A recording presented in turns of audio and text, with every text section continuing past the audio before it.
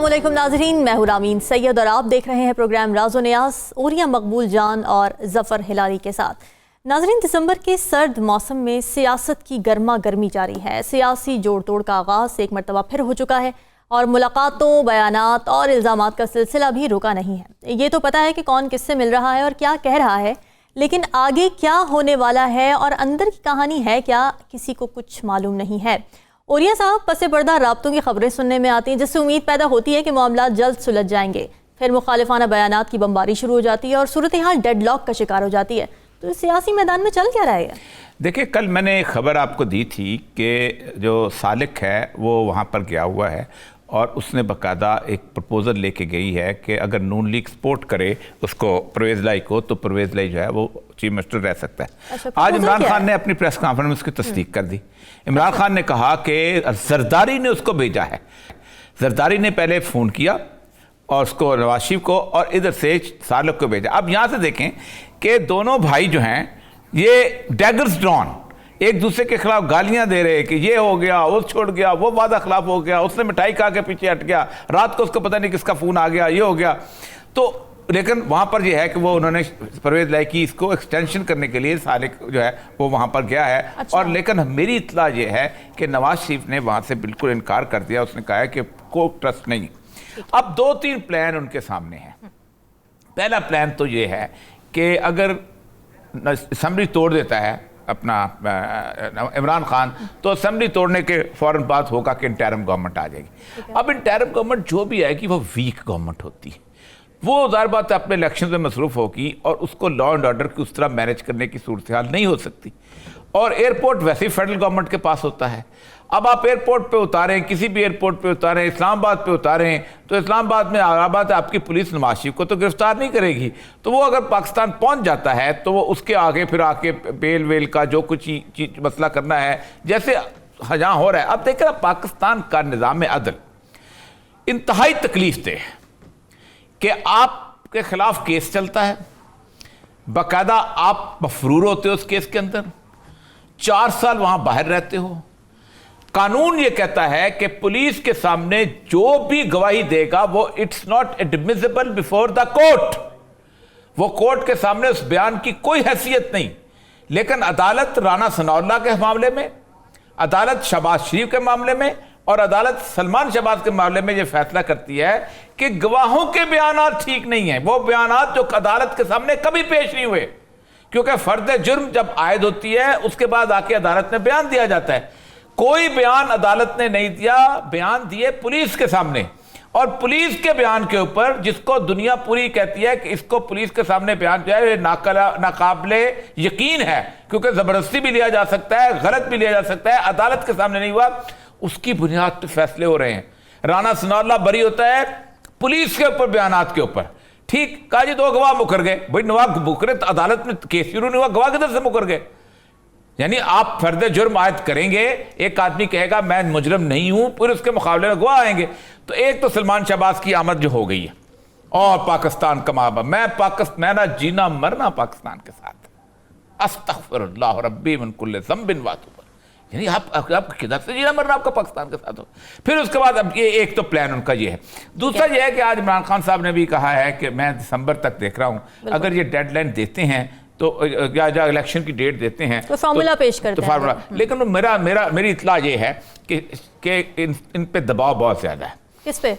Government पे भी। अच्छा। और बाकी क्योंकि पाकिस्तान के हालात जो है ना, जिस तरह के चल रहे हैं, जिस तरह की इस वक्त इकोनॉमिक कंडीशन हो गई है, देखें आप मजीद आपको किसी तौर पर रिमिटेंसेस तो आएंगी नहीं, ना आप पे ट्रस्ट किया जा रहा है और कोई आपसे इंटरनेशनल इन्वेस्टर ट्रस्ट नहीं कर रहा। 100% रिस्क के ऊपर आपका मुकाम आ चुका हुआ है। आप पैसे कहाँ से लाएंगे? अच्छा, वो तरसा के चीन, तरसा के सऊदी अरेबिया, चीन ने तो बखा दिया नहीं, सऊदी अरब ने कहा पैसे रखे रखो, खर्च मत करना। ऐसी सूरत में वो कहते हैं कि कोई रास्ता निकले। एक ही मैंने कहा था उस दिन भी हर्डल है, वो कहते हैं कुछ 6-7 महीने के लिए एक इंटरिम गवर्नमेंट आ जाए, वो इसको संभाले और ये करे, क्योंकि ये बजट जो है ना, ये नवाज शरीफ शहबाज शरीफ की गवर्नमेंट बनाने के काबिल नहीं है। जून के बजट के बाद इनके रिसोर्सेज नहीं है तो बजट क्या बनाएंगे? ठीक है। ہلالی صاحب، آج عمران خان نے جو گفتگو کی ہے تو اس میں انہوں نے دوبارہ سے یہ بات دہرائی ہے کہ دسمبر میں وہ اسمبلیوں سے نکل جائیں گے، تو ان کے اس فیصلے پر کیا ان کے اتحادی بھی آن بورڈ ہیں؟ کیونکہ تضادات سامنے آ رہے ہیں نا بیانات میں. پنجاب کابینہ میں ایک فرد بھی شامل ہو جاتے ہیں جس پہ عمران خان یہ کہتے ہیں کہ اس سے ان کے بیانی کو نقصان پہنچا تھا. تو کیا دیکھ رہے ہیں معاملات کس طرف جائیں گے؟ جی ہاں بالکل لگتا ہے ایسا ہے.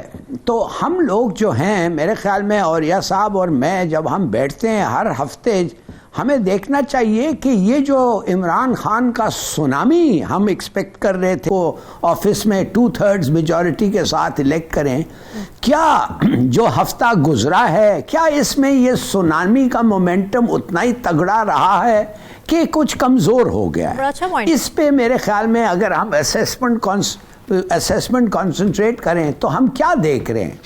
دیکھیے میں تو میرے خیال میں عمران خان نے جا کے کل ٹیلی ویژن پہ کہا ہے باجوہ صاحب کے خلاف انہوں نے خاصے کرٹیکل پوزیشن لیا ہے اگینسٹ جنرل باجوہ.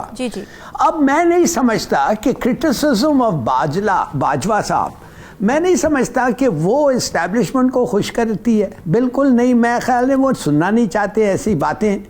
اگر بھی صحیح ہو وہ کہتے ہیں چلے گیا آپ بھول جاؤ، مگر اگر عمران خان ایسا ہی چلے اور ان کو if I may say so تھوڑا سا ناخوش رکھے تو ایک اور چیز عمران خان کو خیال رکھنا چاہیے کہ کوئی بھی پارٹی بغیر اسٹیبلشمنٹ کے سپورٹ سے میرے خیال میں الیکشن نہیں جیتی ہے اب تک پاکستان میں.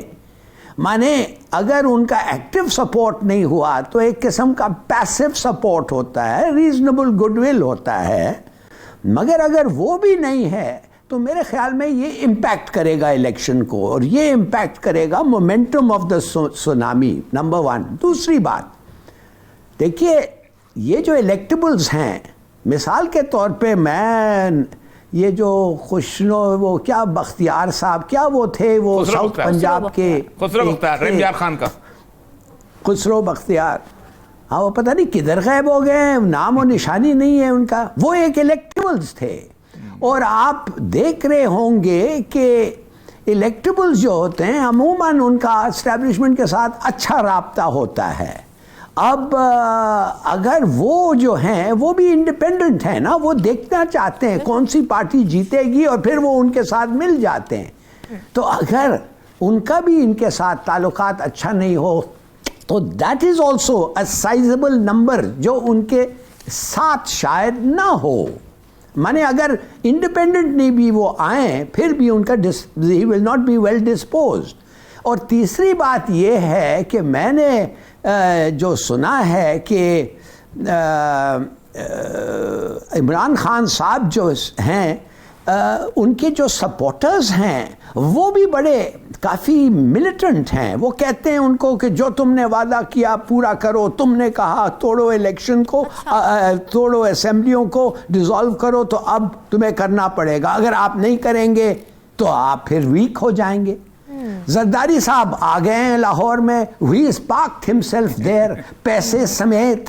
وہ دیکھ رہے ہیں کون ایم پی ایز ہیں جو شاید نو کانفیڈنس موشن میں ادھر جائیں. وہ دیکھ رہے ہیں کہ ساؤتھ پنجاب میں پی پی پی کے لیے میں کچھ الیکشن ڈھونڈوں. تو میرا خیال میں یہ سب چیلنجز ہیں عمران خان کو which I think he should address.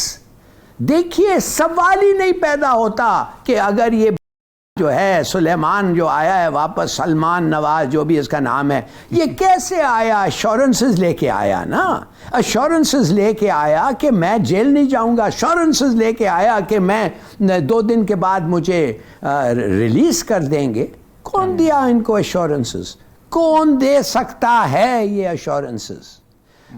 اور اس کے بیسس پہ وہ بھی آ رہا ہے واپس. The major one Nawaz Sharif, he has received assurances. کس نے دیا ہے اس کو ایشورنسز؟ تو میرا اپنا خیال یہ ہے بی بی کہ یہ بڑا یہ جو فیکٹرز ہیں اس وقت اس ہفتے میں یہ جو سرفیس کی ہے نہیں بتا رہے ہیں کہ عمران خان از نیسسریلی گیٹنگ اسٹرانگر. ٹھیک ہے. اوریہ صاحب، یہ جو ہلالی صاحب نے بات کی ہے کہ عوامی پریشر ہے اب عمران خان پہ، اور اگر انہوں نے اسمبلیاں نہیں توڑیں تو پھر ان کا جو سپورٹر ہے، ووٹر ہے، وہ ناراض ہو سکتا ہے. تو آپ دیکھیں میں آپ کو عرض کروں ہلالی صاحب اچھی تجزیہ کیا ہے. ایک اسٹیبلشمنٹ کا ایک ہوا تھا 10 اپریل سے پہلے. میں چونکہ تقریباً 4 یا 5 الیکشنز میں نے ہیئت ریٹرننگ افسر کروائے ہوئے ہیں, تو میں آپ کو ذرا سا تھوڑی سی اس میں بتاؤں کہ اسٹیبلشمنٹ کا ایک خوف کریٹ کیا ہوتا ہے اور اسٹیبلشمنٹ اس کے ذریعے لوگوں کو ساتھ لے کے چلتی ہے. 1988 میں جب بے نظیر کا الیکشن آیا تھا تو آئی جی آئی بنائی گئی تھی اور ساری پارٹیوں کو نواز شریف کے ساتھ اکٹھا کر دیا گیا تھا. اس وقت مزامسہ جتوئی شتوئی یہ سارے ہوتے تھے. ٹھیک, آپ اندازہ کریں کہ پوری اسٹیبلشمنٹ پیچھے تھی, لیکن 66 کے 65 ووٹ لے سکی تھی پوری, اور بے نظیر کے پاس 81 ووٹ آ گئے تھے. اور اس کے بعد ہوا یہ تھا کہ باقی پارٹیوں کو ملا کے غلام اسحاق خان نے میٹنگز کی تھیں, ان کو لے کے آئے تھے. ایک تو یہ مثال اس کی بڑی اہم ہے کہ اسٹیبلشمنٹ کے پھر اس کے بعد اسٹیبلشمنٹ نے ان روڈز بنانا شروع کر دیے, آگے چلتے گئے. 3-4 الیکشنز کے اندر انہوں نے ان روڈز بنائے, اپنے الیکٹیبلز لے کے آئے. آخری جو مارکا ہوا تھا وہ ہوا تھا پرویز مشرف کے زمانے میں. اسٹیبلشمنٹ کا سب سے تگڑا مارکا جو تھا, پرویز مشرف نے نیب بنایا. نیب بنا کے سب کے خلاف کیسز بنائے. ان کیسز کے مقابلے میں لوگوں کو باقاعدہ بلیک میل کر کے کاف لیگ میں شامل کرایا. ایک کیس کا تو میں گواہ ہوں کہ ایک بندے کو بلوچستان کا وزیر اعلیٰ بنانا تھا. میں اس کیس کے اندر وٹنس تھا. میں وہاں لے کے گیا کاغذ. اس کاغذ میں جو جس پہ اس نے دستخط کیے تھے بحیثیت چیف منسٹر, وہ کاغذ غائب, نیچے سے دستخط غائب تھے. اوریجنل کاغذ غائب تھا. میرے پاس فوٹو کاپی میں دستخط موجود تھا. اس نے کہا یہ آپ پہ فوٹو کاپی ہیں, اوریجنل نہیں, ہمارے پاس یہ فوٹو کاپی ہے, اس میں دستخط ہے ہی نہیں. تو اس کو بنا دیا گیا, کیس بنایا تھا. اس طرح کرنے کے باوجود بھی ظفر اللہ جمالی کی گورنمنٹ کے لیے پورے بندے نہیں ہوئے تھے. پیپلز پارٹی نے باقاعدہ 13 بندے پیٹریوٹ کے توڑ کے وہ جو سیسل صالحیات وغیرہ وہ دیے تھے, تب بھی بندے پورے نہیں ہو رہے تھے. پھر ایک بندہ سپاہ صحابہ کا لے کے آئے تھے, اعظم طارق, اس کو جا کے جیل سے نکال کے اس کو ووٹ دیے تھے. اچھا, یہ تو میں پرانی بات کر رہا ہوں. 10 اپریل کے بعد 2 الیکشنز ہوئے ہیں, میجر 2 الیکشنز ہوئے ہیں. پہلا الیکشن ہوا ہے جو یہ جن کی بات کر رہے ہیں خسرو بختیار وغیرہ, ان کے زیر سایہ بھی 2 ایم پی اے تھے, وہ تھے اس طرح کا اپنا, کیونکہ وہ پروونشل گورنمنٹ کا الیکشن تھا. یہ وہ لوگ تھے جو 17-20 لوگ تھے کہ جو لوٹے بنے تھے, اور اس کے بارے میں اسمبلی نے کہا تھا, سپریم کورٹ نے کہا تھا ان کی رکنیت ختم. یہ پی ٹی آئی کے نہیں تھے, یہ آزاد تھے, لیکن پی ٹی آئی میں شامل کرائے گئے تھے, جیسے نوانی ہے, جیسے ننگیال ہے. آپ سوچیں, ساری آڈ عمران خان کے خلاف, حمزہ شہباز وزیر اعلیٰ, الیکشن کمیشن اس کے خلاف, ٹھیک, اسٹیبلشمنٹ اس کے خلاف, سپریم کورٹ اس کے خلاف کیس بنا رہی ہے. 17 الیکشن جیتا, اور سویپنگ اس سے, جیسے کہا تھا میجورٹی, ایسی میجورٹی تھی کہ آپ سوچ نہیں سکتے. اس کے بعد بھی آگے آ جائیے. پھر اس کے بعد ہوا عمران خان نے ان کو اس کے نااہل قرار دے دیا.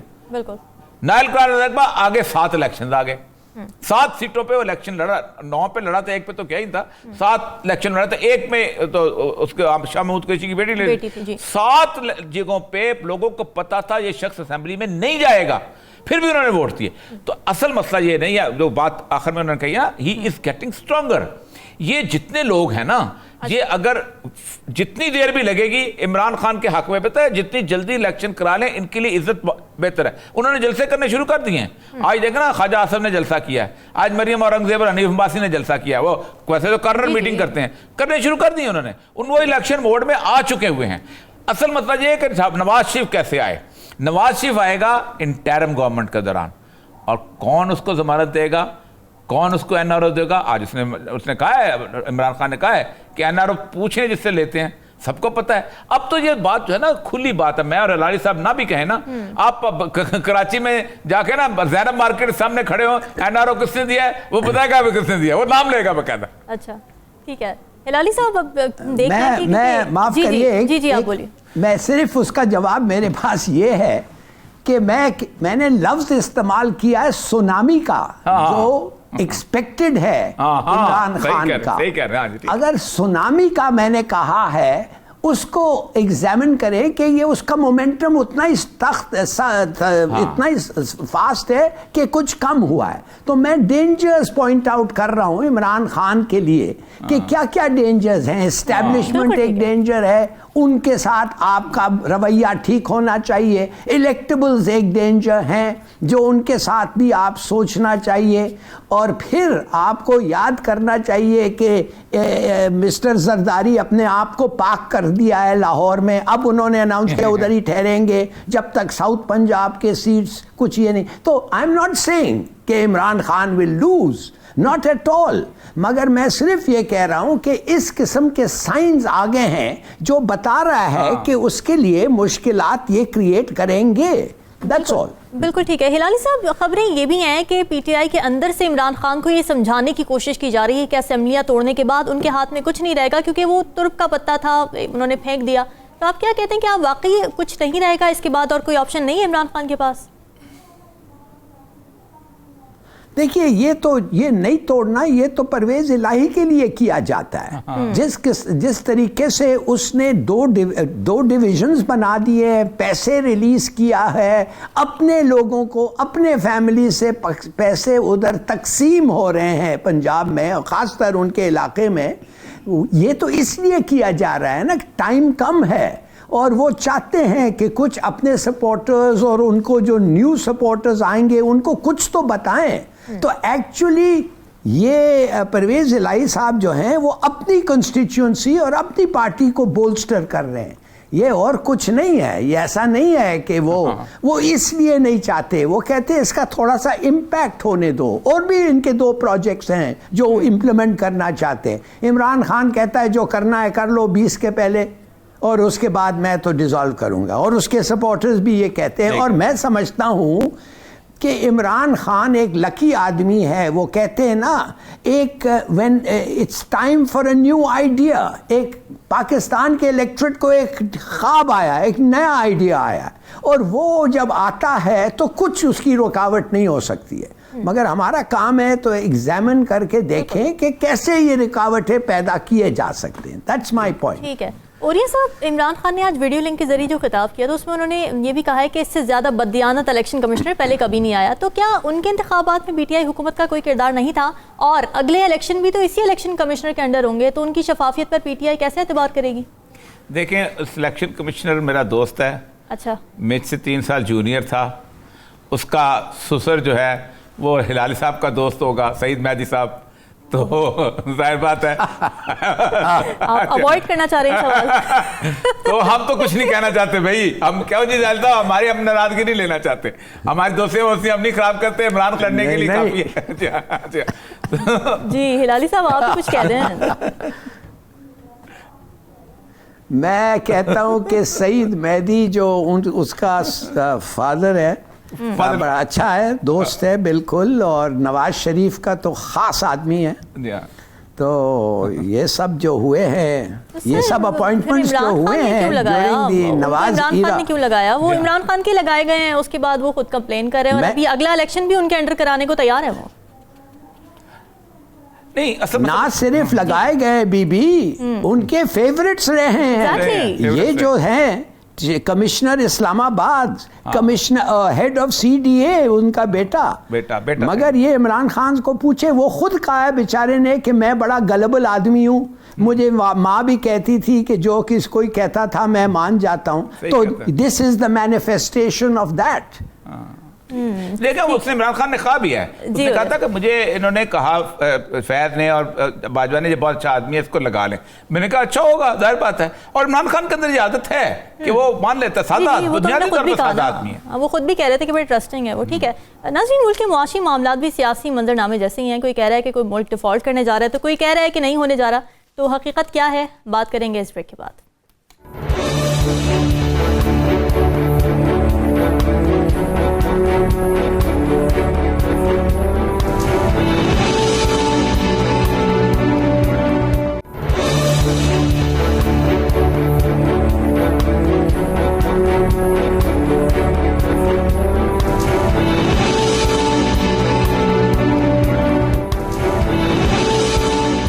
ناظرین, ملکی معیشت کی صورتحال کچھ یوں ہے کہ آئی ایم ایف سے مذاکرات تعطل کا شکار ہیں, ڈالر قابو میں نہیں آ رہا ہے, اور مہنگائی بھی بڑھتی چلی جا رہی ہے.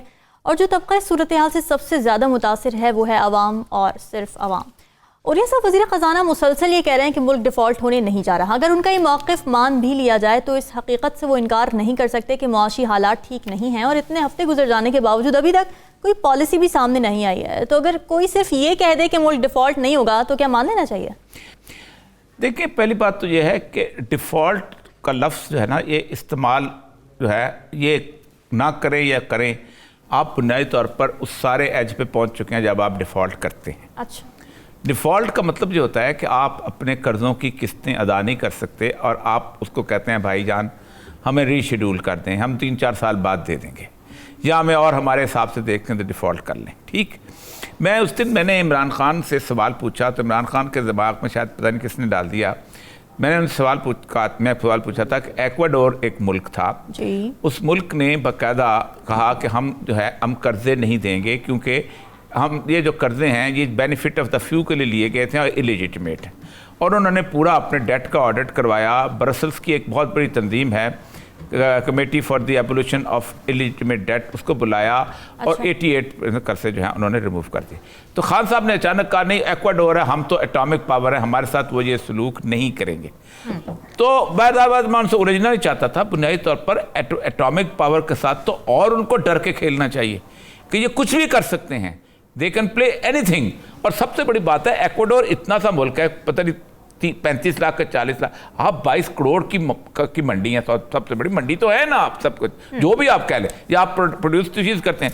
یہ جو فرق سلیم کا آرٹیکل آج آیا ہے, فرق سلیم صاحب پہلے خان صاحب کے ساتھ ہوتے تھے, پھر اس کے بعد ایڈوائزر تھے, پھر اس کے بعد وہاں سے نکلے تو اور جگہ آگے کو خان صاحب نے ہر 2 منٹ بعد فائنینشیل ایڈوائزر بدلتے رہے.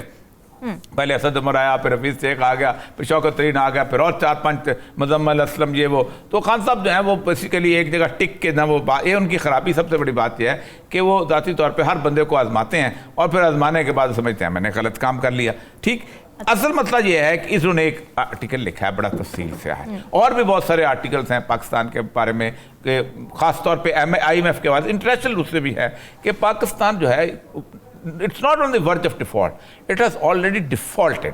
اب یہ آس امید لگائے بیٹھے ہیں کہ ہمیں سعودی عرب دے دے گا یا ہمیں چائنا دے دے گا.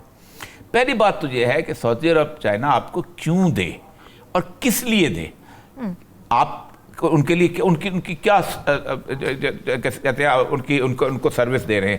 اس وقت تو آپ کچھ نہیں دے رہے, آپ تو صرف قطر کی جو ہے وہ اس کے اوپر صرف سیکورٹی پرووائڈ کر رہے ہیں. محمد بن سلمان کو جب بھی سیکورٹی لینی ہے, ابھی وہ امریکہ کے ساتھ پچھلے ایران نے تھریٹ کیا تھا, وہ پھر وہاں چلا گیا تھا. محمد بن سلمان اس وقت جو اپنا گیم چینجر صورتحال میں روس کے ساتھ بلٹ اپ کر رہا ہے, ہماری سچویشن اور پریکیریس ہو رہی. اب میں آپ کو ایک بتاؤں, اس وقت جو لالچ ہے لوگوں کے دماغ میں وہ ہے آرٹیکل 232 کا. یہ ہے proclamation of an emergency on the account of internal disturbance. اچھا, ٹھیک ہے, if the president is satisfied that the grave emergency exists in which the security of Pakistan or any part thereof is threatened by war or external aggression or by internal disturbance beyond the power of the provincial government to control, he may issue a proclamation of emergency. اب اس کے اندر انہوں نے کہا ہے کہ emergency لگانے کے بعد انہوں نے یہ ایک جو پروویژن یہ ہے 6, while a proclamation emergency in force, Majlis Shura Parliament may by law extend the term of the National Assembly for a period not exceeding 1 year and not exceeding in any case beyond a period of 6 months after the proclamation has ceased to be in force. اگر proclamation emergency ہو گئی ہے تو آپ اس کے بعد 6 مہینے کے لیے کر سکتے ہیں ایکسٹینڈ, اور اگر نہیں ہوئی تو 1 سال کے لیے اس کو کر سکتے ہیں. اب وہ اس چکر میں ہیں کہ اگر عمران خان کو ہم نے مزید ذلیل کرنا ہے, رسوا کرنا ہے, ہم نے کچھ اور لوگوں کے ساتھ ملا کے ان کو کہنا ہے کہ ہم تو ادھر 2 سال کے لیے ہیں تو ہم اس کی 1 سال کے لیے, اور یہ فضل الرحمان صاحب کی بہت بڑی خواہش ہے. میں یہ سمجھتا ہوں کہ اس وقت کوئی اور حل نہیں ہے سوائے اس حل کے کہ آپ ایک پاپولر گورنمنٹ کو لے آئیں, کیونکہ 2 چیزیں ہیں.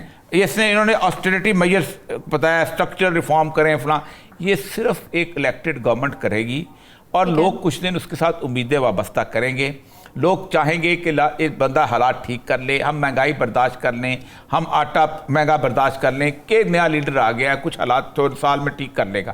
لیکن اگر آپ نے یہ جنک آف یہ جو مسکرینٹس اور یہ جو بیروپیے بیٹھے ہوتے ہیں نا انٹرم گورنمنٹ والے, میرے ساتھی ہیں, ظاہر بات ہے لالی صاحب کے ساتھی ہیں, ایکس بیوروکریٹ بیٹھے ہوتے ہیں, ایکس جرنل بیٹھے ہوتے ہیں, کچھ جرنلسٹ ہوتے ہیں, کچھ اس طرح کے جو ساری زندگی گدوں کی طرح بیٹھے ہوتے ہیں. انٹرم گورنمنٹ آیا, ان سے ملک نہیں چلتا, ان سے نہیں چلے گا, نہ چل سکتا ہے. آپ فوری الیکشن کے اندر جائیں تب بہتر ہوگا. ٹھیک ہے ہلالی صاحب, آپ کو کیا لگتا ہے کہ کیا سیاسی عدم استحکام ہی واحد وجہ ہے ملک کے ترقی نہ کر پانے کی اس وقت, یا پھر کوئی دوسرے عوامل بھی کار فرما ہیں؟ کیونکہ وزیر خزانہ ہی کہہ رہے ہیں کہ اپوزیشن فساد کی جڑ ہے, اس کی وجہ سے سرمایہ کاری نہیں آ رہی. نہیں, یہ بالکل غلط ہے. یہ اگر آئے گی تو عوام سے آئے گا. یہ ڈسٹربنسز اگر ہوں گے تو نیشنل لیول پہ, یہ مانے پبلک لیول پہ ہوگا. ایک اپوزیشن پارٹی خود نہیں کر سکتا ہے. دیکھیے میں آپ کو بتاتا ہوں جلدی سے, بات سیدھی سادی یہ ہے کہ ہمیں ایک IMF پروگرام چاہیے. ہمیں کیوں چاہیے؟ اس لیے ہماری ریٹنگ ابھی B1 سے CCC ہو گیا ہے. CCC کے مطلب ہے serious and significant risk of default. تو میں تو کہتا ہوں ڈیفالٹ کر گئے, مگر یہ کہہ رہے ہیں significant risk of default number 1. تو ہم نے ہر صورت میں IMF پروگرام میں ٹھہرنا ہے. اس لیے وہ ایک گرین لائٹ ہے. وہ گرین لائٹ یہ ہے کہ اگر آپ IMF پروگرام میں ہیں آپ کو قرض مل سکتے ہیں. اب آپ سمجھے کہ کیا چیز ہے, ہم نے کیا کرنا ہے. بڑی سمپل سی بات ہے نا. ہمیں جتنے اپنے اس کے اندر رہنا ہے, جو ہم کماتے ہیں اس کے اندر خرچ کر کے رہنا ہے. ہمارا ایکسٹرنل کیا ہے, جتنے ہمیں ڈالرز آتے ہیں اس سے زیادہ خرچ نہیں کرنا چاہیے, اور تو کچھ نہیں ہے. It's like a housekeeping, یہ ایک ہاؤس وائف کرتی ہے. اب آف کورس اگر آپ ایک گروئنگ اکانومی تھی تو نیکسٹ ایئر آپ زیادہ خرچ سکتے ہیں, اور بیئرنگ ان مائنڈ کہ نیکسٹ ایئر آپ کی آمدنی زیادہ ہوگی, آپ اس سال زیادہ پیسے خرچ سکتے ہیں. مگر آپ ایک گروئنگ اکانومی نہیں ہے, آپ تو بلکہ کم کمائیں گے. تو آپ کو you have to be very careful آپ کے پیسے کے ساتھ. اچھا تو کیا کریں گے آپ؟ چوک کریں گے امپورٹس. کیسے کریں گے؟ ڈیمانڈ سپریس کریں گے. وہ عموماً کیسے ہوتا ہے؟ انٹرسٹ ریٹس کو رائز کریں گے.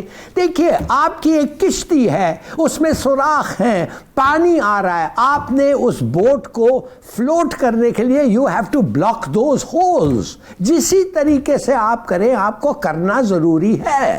آئل امپورٹس کو کم کریں, آئل یوز کو کم کریں. یہ جو 4 اور 5 SUVs پولیٹیشنز کے پیچھے جانتے ہیں اس کو ختم کریں.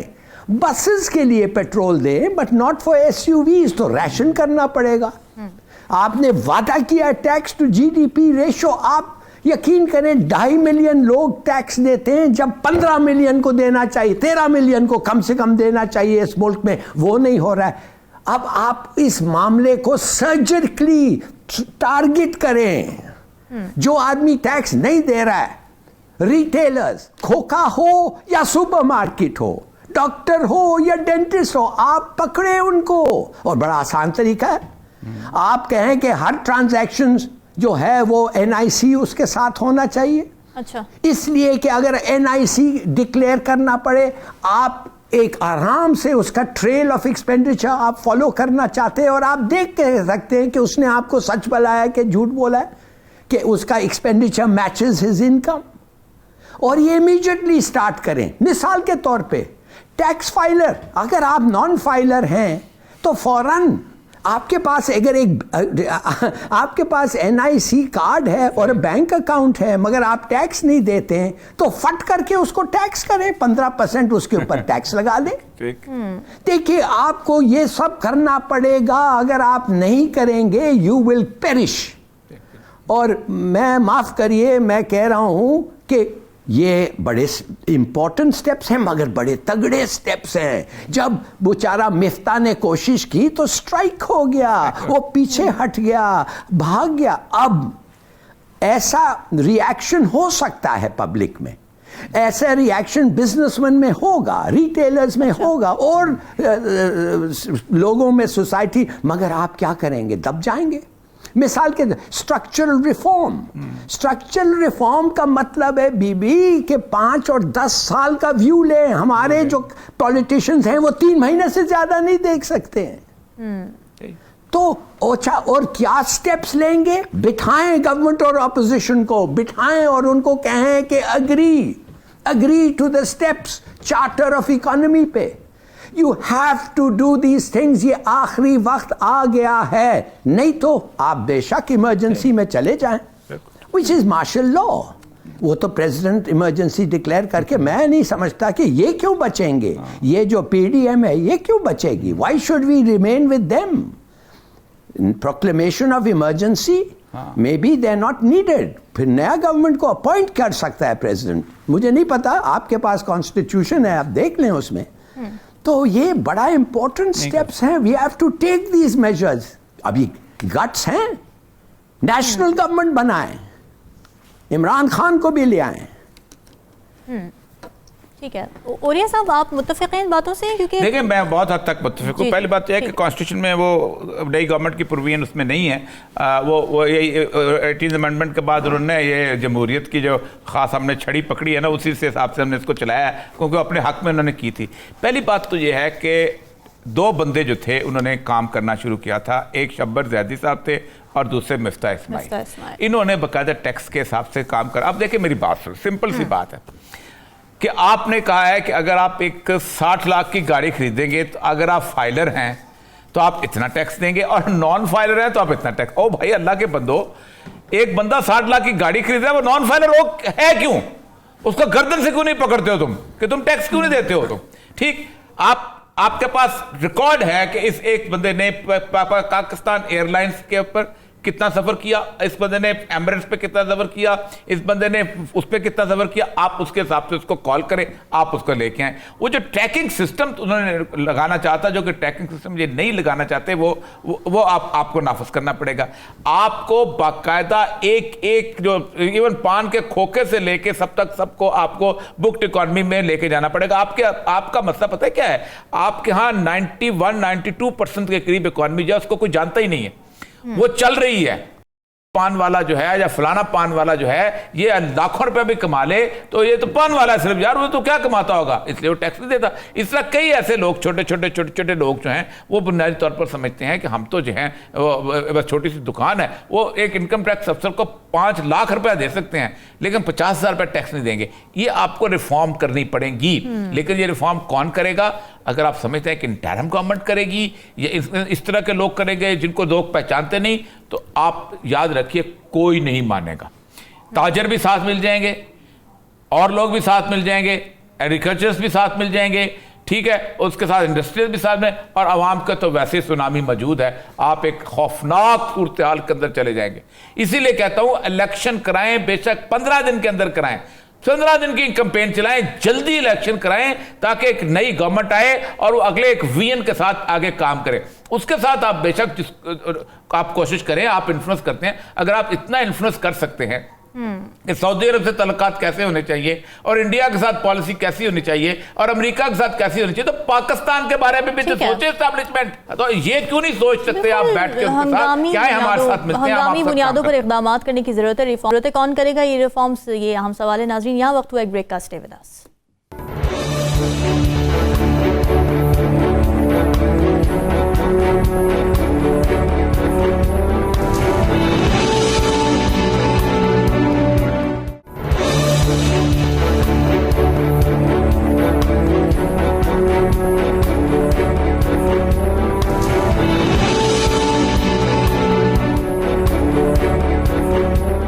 Welcome back. ناظرین, OIC کے secretary general Hussain Taha Ibrahim ان دنوں 3 روزہ دورے پر پاکستان میں ہیں. گزشتہ روز ان کے ساتھ مشترکہ پریس کانفرنس میں وزیر خارجہ بلاول بھٹو زرداری نے کہا تھا کہ OIC امت مسلمہ کے ترجمان ہے اور مسئلہ کشمیر کے پائیدار حل کے لیے کردار ادا کرے گی. ظفر ہلالی صاحب, کیا OIC سے توقع کی جا سکتی ہے کہ مسئلہ کشمیر یا فلسطین کا جو مسئلہ ہے اس کے حل کے لیے کوئی کردار ادا کر سکے؟ کچھ نہیں, زیرو. یہ پورا جو آرگنائزیشن ہے یہ ایک ٹاک شاپ ہے اور کچھ نہیں ہے. کیا کیا ہے انہوں نے کشمیر پہ؟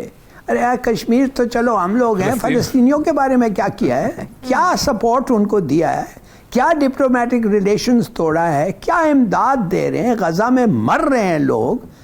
یہ تو مودی صاحب کو جھپیاں دے رہے ہیں, یہ تو $77 بلین جا کے ہندوستان میں انویسٹ کرنا چاہتے ہیں, ان کو ریوارڈ کرنا چاہتے ہیں کہ مسلمان کی قتل ہو رہی ہے, ہر روز مسلمان مارے جا رہے ہیں, ہر روز عزت لوٹی جا رہی ہے مسلمان عورتوں کی. اور یہ frankly it's a waste of time. جب چیزوں کو چاہے کہنے کے لیے وہ اناؤنس کروا دیتے ہیں through the OIC. I don't see. OIC I don't see. کیا فرق کیا ہے اس میں بھائی؟ ٹھیک ہے, اوری صاحب آپ کو کیا لگتا ہے کیوں اتنی انفیکٹو ہے OIC؟ نہیں, بنائی انفیکٹونیس لے کے. مہاتما محمد نے کہا تھا OIC, یہ اس کا خاص فکرہ تھا, خاص طور پہ کہا کرتا تھا اس کو. اس کے بارے میں اصل میں نا انہوں نے مختلف لوگوں کو امپلائمنٹس دی ہوئی ہیں. ISESCO بنایا ہوا ہے یونیسکو کے کھاتے کے اوپر, اس کا وہ ہیڈ کوارٹر تہران میں ہوتا تھا. کوئی دھیلے کا کام نہیں, کم از کم اور کچھ نہیں, کو مسلمانوں کے لیے سیلیبس اکٹھا. میں نے ایک دفعہ وہاں میٹنگ تھی تو میں ان کو کہا, میں نے کہا تم ایک کام کر لو نا, تب بھی پتہ ہے, تم پوری امت مسلمہ میں ایک دن چاند اکٹھا دکھوا دو مجھے, OIC کے پلیٹ فارم پہ ایک عید کروا دو, تاکہ مراکز سے لے کے آبزرویٹریاں لگاؤ تاکہ پتہ چل جائے. یہ نہیں کر پاتے بالکل کوئی مسئلہ. ہاں ایک کام جو انہوں نے کیا ہے وہ ویسے وہ عمران خان کی کنٹریبیوشن تھی بہت بڑی, جو انہوں نے اسلاموفوبیا کا جو یونائٹڈ نیشن سے جو بل پاس کروایا ہے, اور وہ بیسیکلی چونکہ دیٹ واز عمران خان جیسے کہتے ہیں بیبی, وہ باقاعدہ انہوں نے پھر اقوام متحدہ میں OIC کے ممبران لے کے گئے اور وہاں جا کے انہوں نے اس کو باقاعدہ اقوام متحدہ کے چارٹر میں شامل کیا اسلاموفوبیا کا. یہ بہت بڑی کنٹریبیوشن تھی. اصل مسئلہ یہ نہیں ہوتا, مسئلہ یہ ہوتا ہے کہ OIC جو ہے نا اس کے اندر لیڈرشپ کا فقدان ہے. جس زمانے میں ذوالفقار علی بھٹو تھا اور وہ شاہ فیصل تھا, ادھر ناصر تھا, ادھر وہ اپنا قذافی تھا, یہ سارے لوگ اس وقت تھے. اس وقت آپ کو یاد ہوگا کہ رباط کی کانفرنس کے اندر وہ یحییٰ خان نے کہا تھا کہ انڈین مسلمز کا یہ بندہ کیوں آیا ہوا ہے, اور رباط کی کانفرنس میں انہوں نے اٹھا کے باہر مارا تھا, نکالو اس کو, یہ کیوں آیا ہوا ہے. انہوں نے کہا ہم تو انڈین مسلمز کی وجہ سے بلایا. اس نے کہا میں نہیں بیٹھتا ہوں ادھر. تو یہ آپ کی حیثیت تھی بھٹو سے پہلی کہا. اس وقت بھٹو جب یہاں پر آیا تھا جس وقت اس نے کانفرنس بلائی تھی, ایک کیفیت بن گئی تھی. آئل ایز اے ویپن اس کانفرنس کے بعد ہی تو یوز کیا ہے اپنا اس نے اپنا شاہ فیصل نے. آپ اندازہ کریں کہ یہ لیول تھا کہ بنگلہ دیش کو پاکستان نے تسلیم نہیں کیا ہوا تھا, انڈیا نے اس کو توڑا تھا. بنگلہ دیش میں حج آ گیا.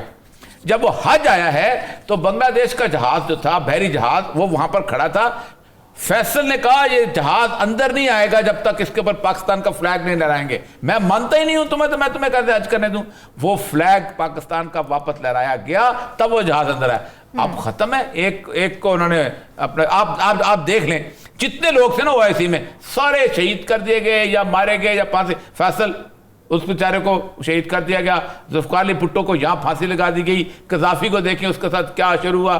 باقی احمد الحسن بکر وکر یہ سارے ہماری ابو مدین کیا ان کے ساتھ کیا, بالکل ختم. ہلالی صاحب, ہماری بڑی آؤٹ ورڈ لوکنگ پالیسی ہوتی ہے کہ باہر کے ملکوں میں کیا ہو رہا ہے مسلمانوں کے ساتھ, لیکن اندر کی لڑائیاں نہیں ختم ہو رہی ہیں. اب چمن میں دیکھیں آپ کہ بلاسٹ ہوا ہے, دہشت گردی سر اٹھا رہی ہے, اندرونی معاملات وہیں کے وہیں ہیں. دیکھیے یہ اندرونی معاملات کیسے ہیں. یہ چمن میں جو ہوا ہے یہ افغانستان کے انسپریشن از فرام افغانستان. وہ تو TTP جو ہیں وہ دہشت گرد ہیں, وہ ان کے ساتھ BLA کے ساتھ ملے ہوئے ہیں. وہ ہو ہی نہیں سکتا افغان اپروول کے بغیر. میں نہیں کہتا انہوں نے اسپیسیفکلی اپروو کیا ہے پروجیکٹ کو, مگر ان کا کنٹرول TTP پہ اتنا لیکس ہے, اتنا جان بوجھ کے لیکس ہے کہ وہ روکتے نہیں ہیں ان کو. اس لیے میں پوچھنا چاہتا ہوں آپ کو, مسلمانوں ایک ایک کو مار رہے ہیں تو آپ سمجھتے ہیں کہ اور وہ کچھ نہیں ہو رہا ہے. یہ ہے OIC کا. OIC کہنا چاہیے یہ کیسے ہوا. اسلامک ڈیولپمنٹ بینک ہے, دیکھیے it's a very good thing, یہ ایک قسم کا ایک آف شوٹ ہے OIC کا. It's a very good thing, ادھر پیسے جاتے ہیں خاص طور سعودی کے, تو یو کین انفلوئنس پالیسی, اور وہ کر سکتے ہیں. کیوں نہیں افغانستان کی پالیسی آپ انفلوئنس کرتے ہیں. آپ اور پاکستان جو آپ کے لیے کرنے کیا ہے اور کرنے کے لیے تیار ہے. ہاں آپ نے بھی بہت پاکستان کو مدد دی ہے, بالکل صحیح, and we must be grateful, of course we are. مگر سوچئے تو صحیح, ہم اور آپ کیا ہم اپنے لیے نہیں کر سکتے. ہم نے آپ کا ڈیفنس کو ریٹن اسائنمنٹ یہ دیا ہے کہ ہم آپ کو ڈیفینڈ کریں گے کوئی بھی ہو. دیٹ مینز کوئی بھی, and you know what I mean. جب میں کہتا ہوں کوئی بھی تو ادھر سے اس وقت کس کا تھا؟ ہمارے لوگوں نے جا کے ایک جنگ لڑا ہے اگینسٹ اسرائیل آپ کے بہاف پہ. ہمارے ونگ کمانڈرز گئے ہیں اور وہ فائٹر ایئر کرافٹ فلائی کیا. تو دیکھیے میں یہ جاننا چاہتا ہوں کہ اگر آپ نے پاکستان کو مدد کیا ہے for which we are grateful, اس کا مطلب یہ تو نہیں ہے کہ ہم نے آپ کو کوئی ایشورنسز نہیں دیے اور ہم نے آپ کو وہ کانفیڈنس آپ کو نہیں دیا ہے جو بڑا ضروری ہے آپ کے لیے. Faisal admitted that. اسلامک سمٹ پہ میں منٹس ریکارڈ کرتا تھا ان لوگوں کا جو ملتے تھے. تو کچھ ہیں جو بڑے گریٹفل ہیں، مگر آپ دیکھیں ہندوستان کے ساتھ جو ان کو مونی کارڈل کر رہے ہیں، جب وہ ملک ہمارے ایگزسٹنس کے خلاف ہے. یہ میں سمجھ نہیں آ رہی ہے یہ کس قسم کا OIC ہے. آپ کس طرح دیکھ رہے ہیں سچویشن کو؟ سرحد پار سے افغانستان نہیں رک رہا ہے، اس دفعہ TTP نے نہیں افغان فورسز نے فائرنگ کی ہے. دیکھیں وہ جو میں چمن میں چونکہ اسسٹنٹ کمشنر رہا ہوں، یہ پشتون علاقہ ہے سارے کا سارا. اچھا یہ بیسیکلی جو فائرنگ جو ہے وہ ہوئی ہے، کچھ ٹرک تھے سامان کے آ رہے ادھر سے، ایک طرف سے انہوں نے آگ لگائی ہے، ایک طرف سے ادھر آگ لگائی ہے. میں جو چمن کا علاقہ ہے نا جی، اس میں اشکزئی اور ملیزئی اور یہ لوگ یہ ٹرائب دونوں طرف آباد ہیں. اس کے جو بارڈر ہے اس بارڈر کے اوپر گھر کا ایک دروازہ پاکستان میں کھلتا ہے، گھر کا دوسرا دروازہ اس طرف کھلتا ہے. یہ جو پچھلی دفعہ جو فائرنگ ہوئی تھی وہ بھی اسی سمگلنگ کی بنیاد پہ سارے کا سارا بیسیکلی وہ سمگلنگ کا سارا ایشو ہے. اب اس میں طالبان کا بھی کنٹرول وہاں بہت لوز ہے کیونکہ سمگلرز ٹیک اوور کر لیتے ہیں. یہاں سے بھی ہوا یہ ہے کہ وہ جو میں چمن بات کر رہا تھا ابھی، اس نے خالق اتقی بھی آپ کو بھی دکھا رہا تھا، وہ وہاں پر موجود ہے ہمارا نمائندہ بھی، وہ بھی بتا رہا تھا. میری بھی وہاں 2-3 لوگوں سے بات ہوئی ہے. وہ بنیادی طور پر ہوا یہ ہے کہ افغان فورسز وہاں پر جو موجود تھی انہوں نے پھر وہ اس ٹرک کو جب آگ لگی تو انہوں نے بیک فائر کیا. ٹھیک ہے چلیں ناظرین، ڈسکشن آپ نے سنی. اگلے ہفتے حاضر ہوں گے مزید اہم موضوعات کے ساتھ. ہمیں دیجیے اجازت. اللہ حافظ.